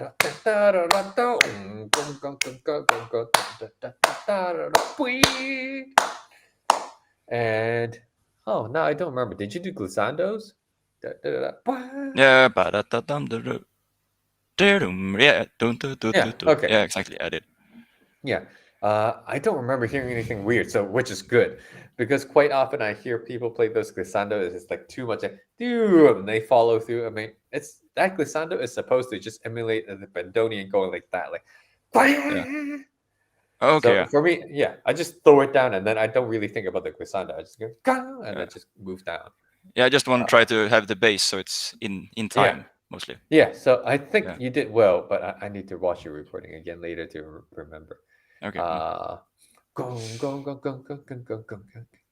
And then Right now, when I play by myself, like at bar 23, when it comes up, I actually play different chords now. So I go off the duo version more even by myself. So maybe you could Okay. check that out later. Yeah. Just because I think the harmony is more interesting. Mm. Keep dancing.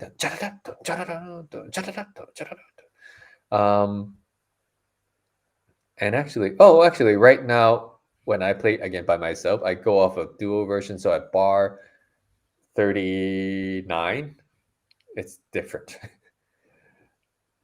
It's different. Yeah, I play something else instead of I just kind of like so instead of like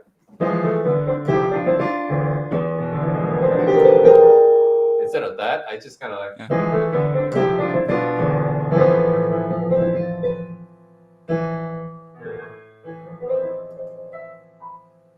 Oh, okay. and then I kind of huddle here.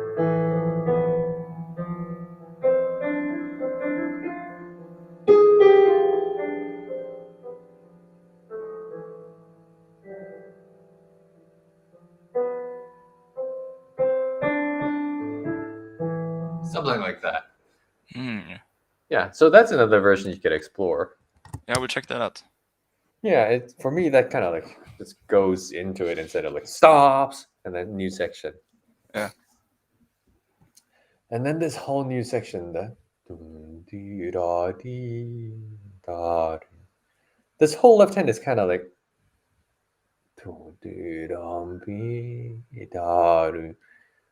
notice the groove I'm showing. Yeah. That never goes away. It just became like silk, guiding on this dance.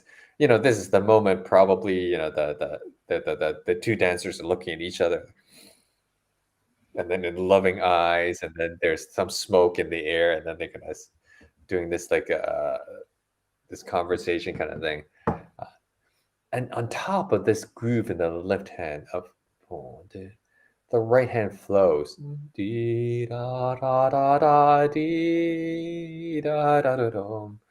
There should be some rubato, but in a classy way. Okay. And that's kind of hard to explain. It's not like ooh, yeah, da da da. It's not that. Okay. The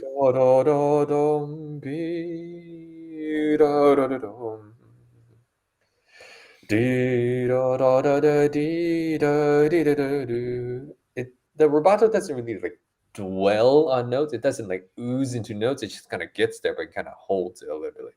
And for me, that's kind of, and I'm sure this is totally wrong and totally not like tango specialist or Piazzolla was thinking, but I was thinking Bach. Okay. Like how like Baroque rubatos just kind of like lands on the note, kind of holds it. It doesn't really ooze into it. It's gonna be like what was that? Dee da dee da dee da ba dee do do da. It's not. It's not like that. So Okay. PSL is same way for me. Dee da da da da dee da da da da. Instead of not like that. Not that you were playing like that. I'm just saying Okay. in the future. And then at bar 62, I keep the groove going. It slows down, but it doesn't suddenly change time. And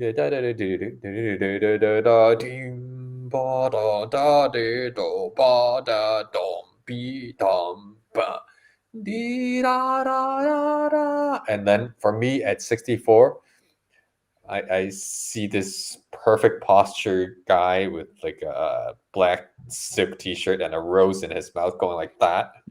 Just kind of very classy and very like good posture. Like ching cha dong cha do dong cha dong cha. For me, the left hand is really important. This groove do cha do cha do cha da da da, and then the top is just singing, Bandonian singing, or just like people singing. dee da da da da dee da da da da da. They're kind of related. They're singing together, but it shouldn't be. Left hand shouldn't be. Right hand shouldn't be dependent on left hand. Okay. They should be two different instruments.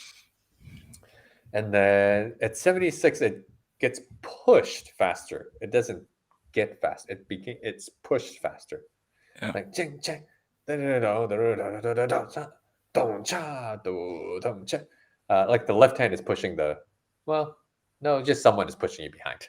Someone's pushing it. Okay. Yeah. Yeah. So it The starts in left the same hand's- tempo and just yeah. like accelerate in the start. There. Actually, I would probably start a little bit faster at 76.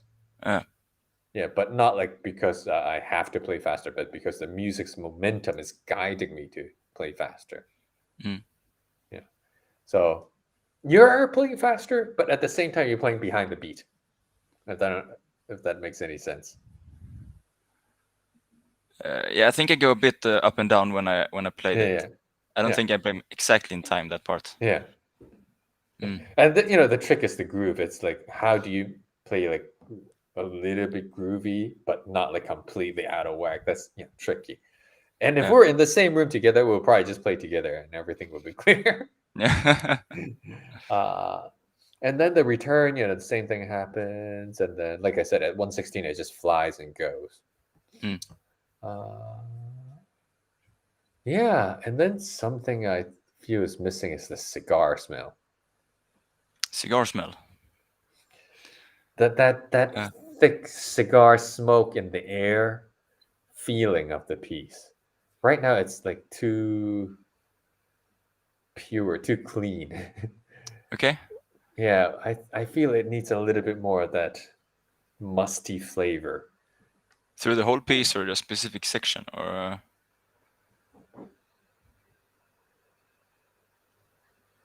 I think through the whole piece, but especially the middle section.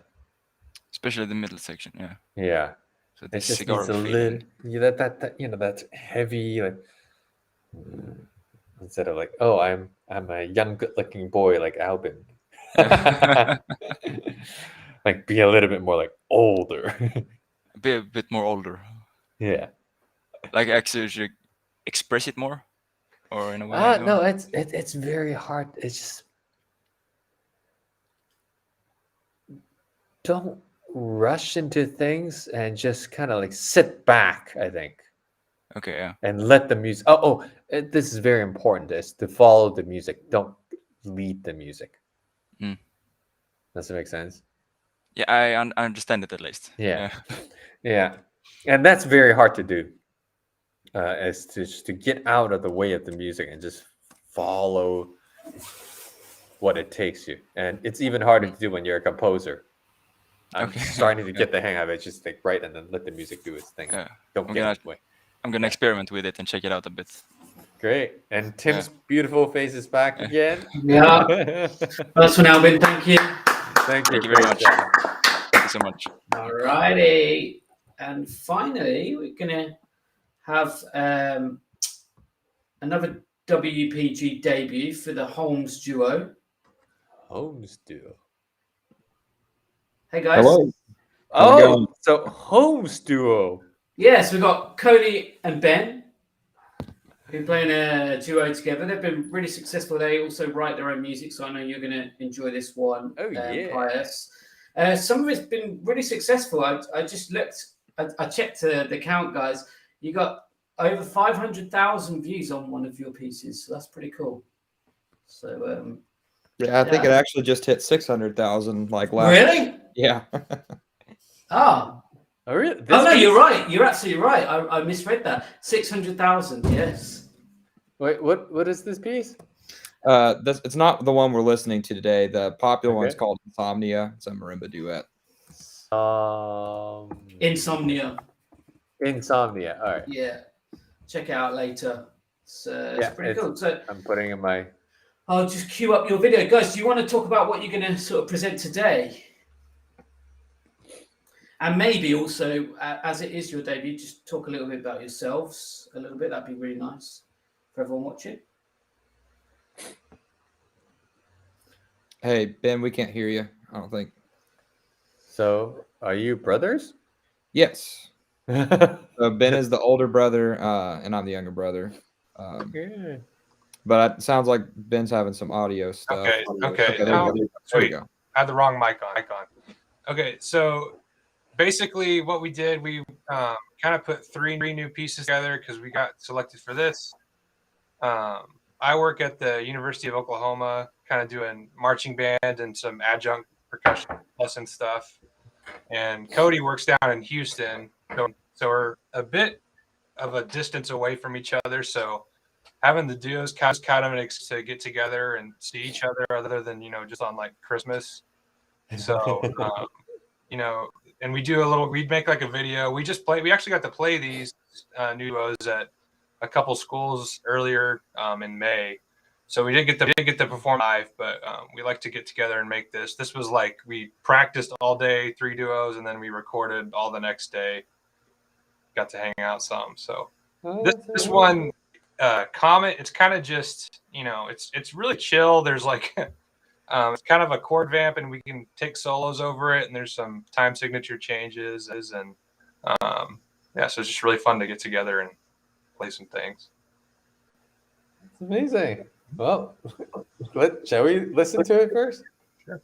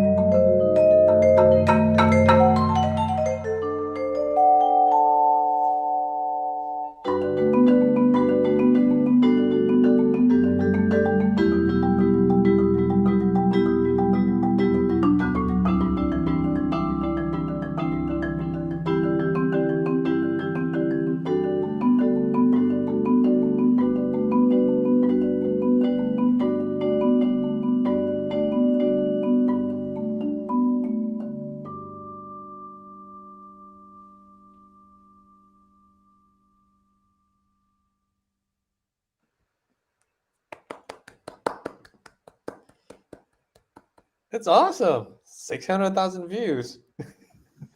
I can see why.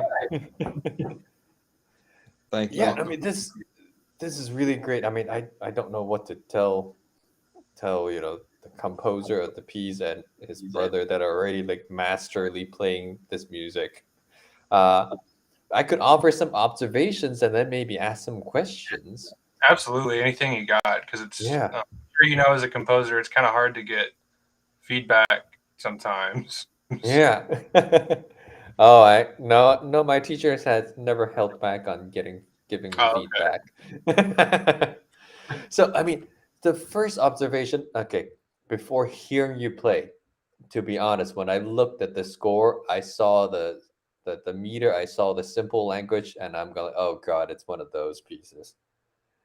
But so intellectually, there's sometimes when you look at score, you see simple music, you see kind of groove. For me, and especially when it's percussion repertoire, I'm like, ooh. But in your case, you did it so tastefully that I really enjoyed that. Like it's kind of like a if I were to, put your music in a genre, okay, I wouldn't put it in the classical genre. Like when I looked at the music and and sometimes when I see the simple meters, I go like, it's because I'm thinking about the classical brain. As soon as you heard it, my pop slash jazz slash new age fusion brain turned on. I'm like, oh, so that sensibility became different. And in that type of language, I mean, you have to like a lot of things isn't like by intellect or like by like music theory and all that. It's a lot of it's just by taste, and quite a bit of it you can't explain. And a good example of it I can think of is Gershwin's Rested in Blue. Composition technique wise, that's a terrible piece of music. Like there's nothing there like technique wise, but as soon as you hear like you can't forget it. And the it's for me, your piece falls into that category of like how it's just so tasteful, but I can't really explain why, and I don't really want to because there's some things in music that you should just leave alone. Like, so that's great job with that. Now, because my job is to find something to talk about, I would have some observations, like my well, I think you already nodded when I mentioned like what genre do you think this is? This is probably not classical, and you kind of like yeah. Yeah. Like if CD stores or if you have to like put it in a genre, what would you call it? I don't know. I guess it's jazz, but it's not like bop. It's Yeah, smooth, easy listening. I don't know, yeah, but my background is more. I was messing around with voicings and came yeah, up with marimba vamp, and then I was like, oh, let's do a verse, chorus, verse, yeah. bridge, outro That's thing. great. Yeah. So let's see. One thing we could talk about is like when is this for sale already? I mean, our website, but it hasn't really Well, like gotten a lot. Hasn't really happened yet. So yeah, sure.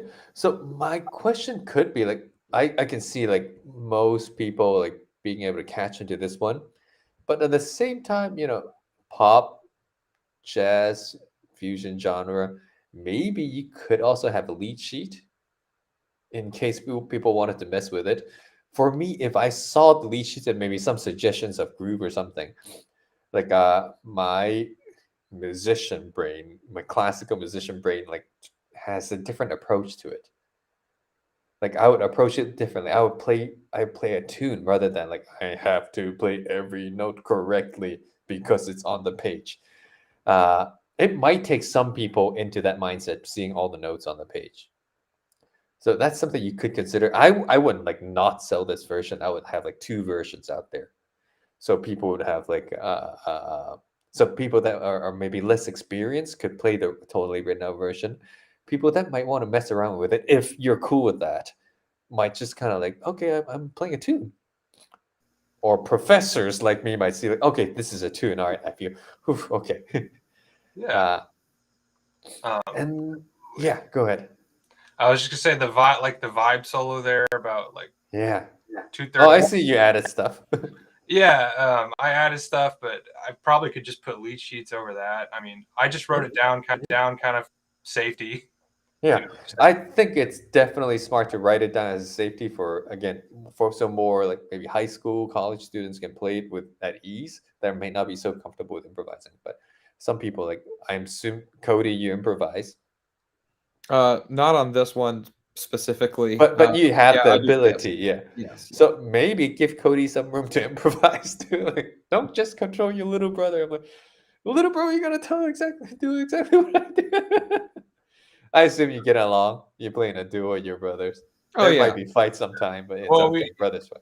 we do all the normal, brother stuff too. But Yeah. now that we're further apart, it's kind of nice Yeah. to get Oh together. Yeah, most of the fighting stopped after college. So After college. It started again when you do like a 6-hour rehearsal. yeah, definitely by the end of it. By then. So that's actually another question. Like, actually, maybe give Cody some room to play. That might be nice too, because actually the marimba part is quite dense. So that's one of my observations sitting back listening to the texture and actually the structure too. And actually, I think both of you didn't do some things that were written. Like I see a lot of mezzo pianos and pianos. I only heard mezzo fortes and above. So that might be nice to do, what's written sometimes. Like some piano mezzo, some lift. I think I could, the structure of the tune can use the lift sometime. There's one lick that came when the ostinato stopped, and then there's a vibe line. I think that was refreshing. But maybe at some point, I think it's a lot of it is in Cody's part because Cody is like maintaining the groove, right? Maybe take a few notes out here or there. It could be like once every 4 bars you have like dum cha, or maybe instead of constant running 8 notes, instead of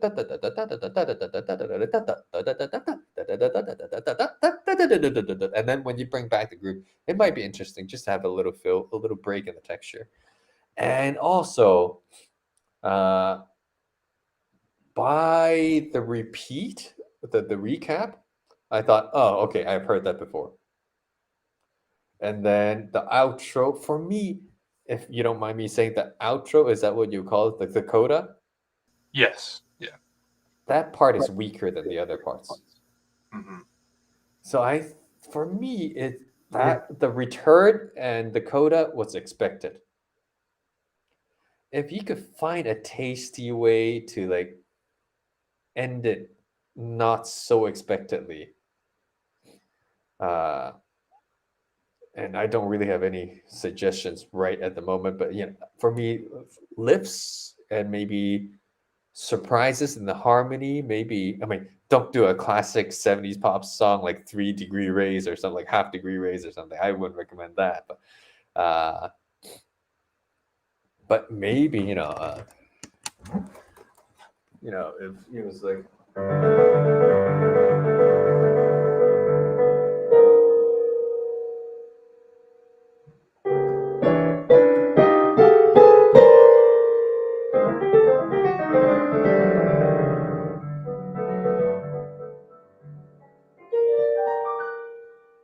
I don't know. I just went too far, but something that surprises me a little bit, like that one last bite of the burrito when you find that, or the one basket of fries with the accidental curly. This, ooh, that's nice. Or the one flavor in the burrito of, I had this burrito, this really gorgeous burrito, but then I get to the there's suddenly a pickle. Cool. Yeah, I think that might be kind of juicy just to like loosen the texture a little bit. Yeah. But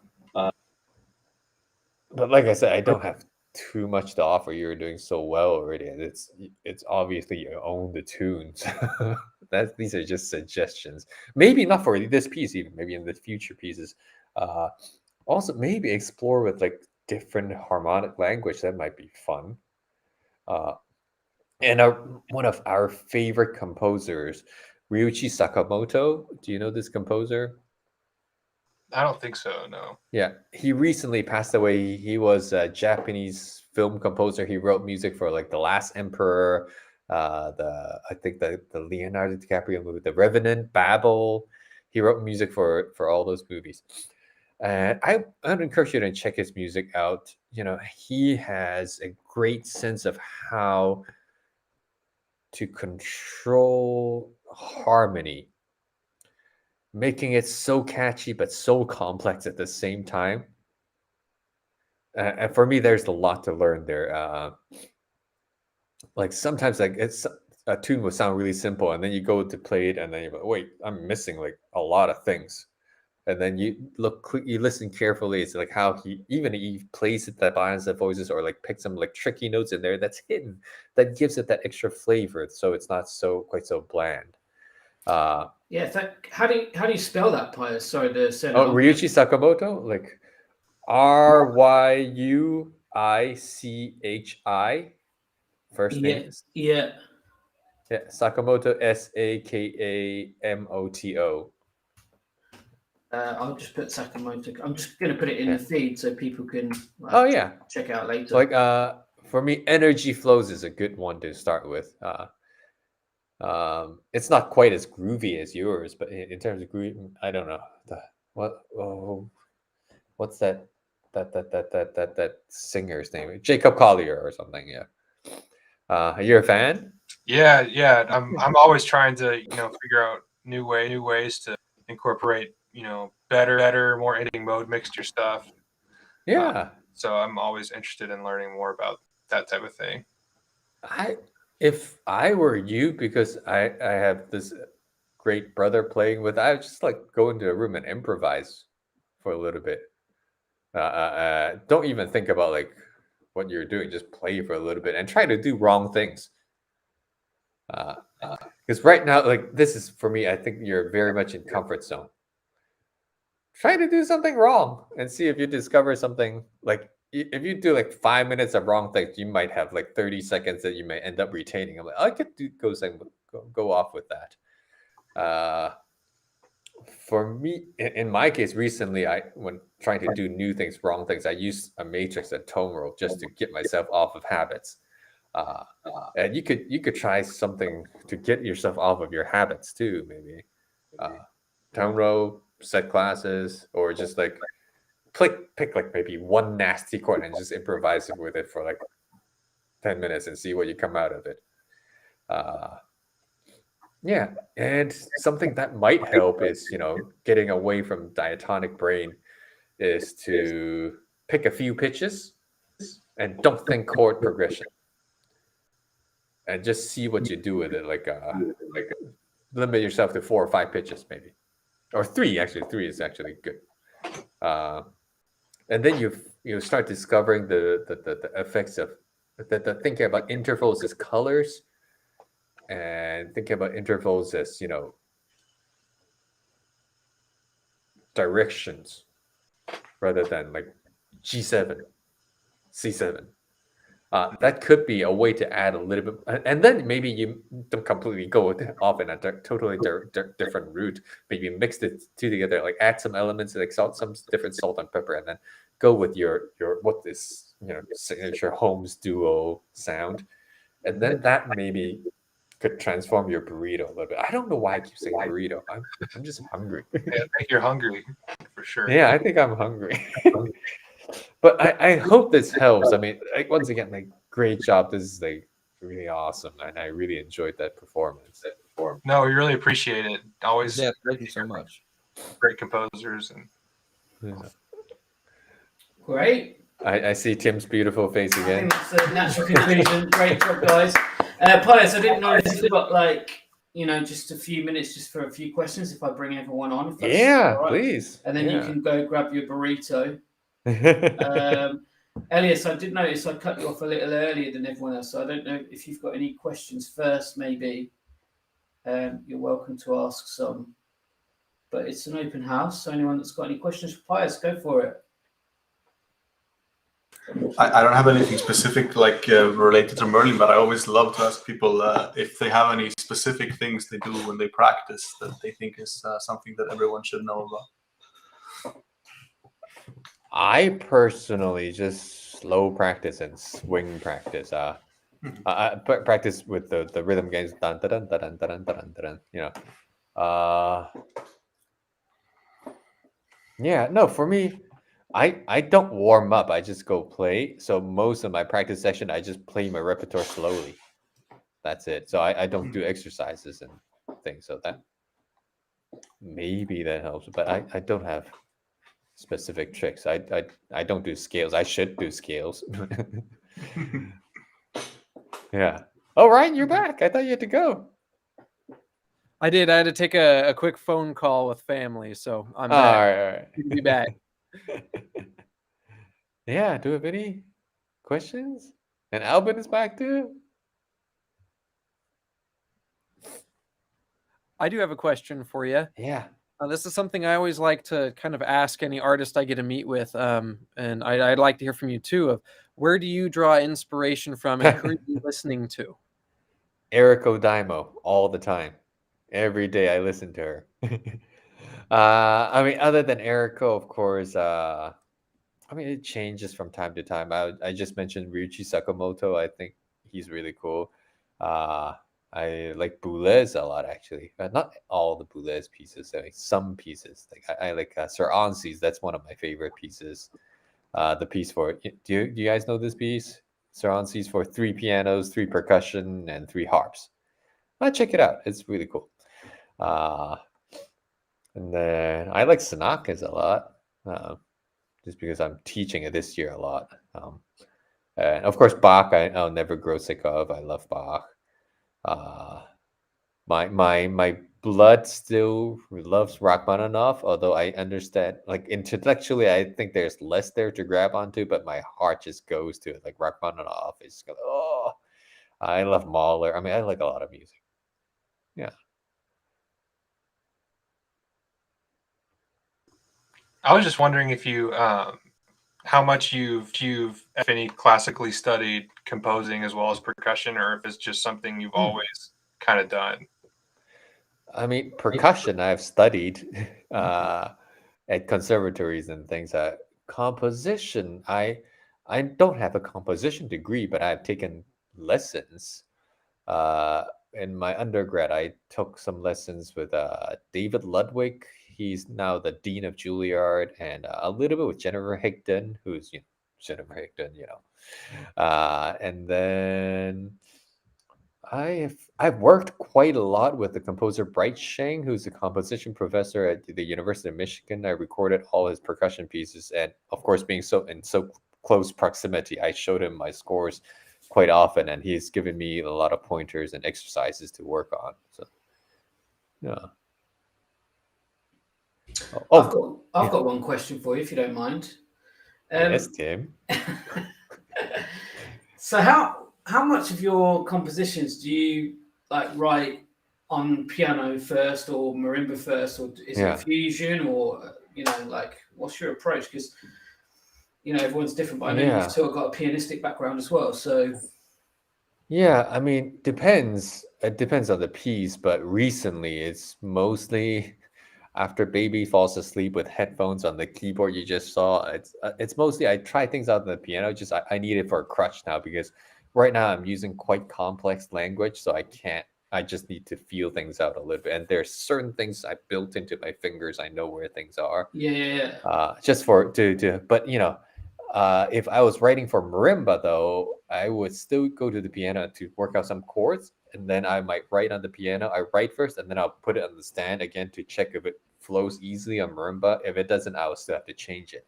Yeah, that's what I thought you'd say, but interested. Yeah, it's interesting. Like after so many years, I still haven't figured the marimba out. I still don't know what works, what doesn't work.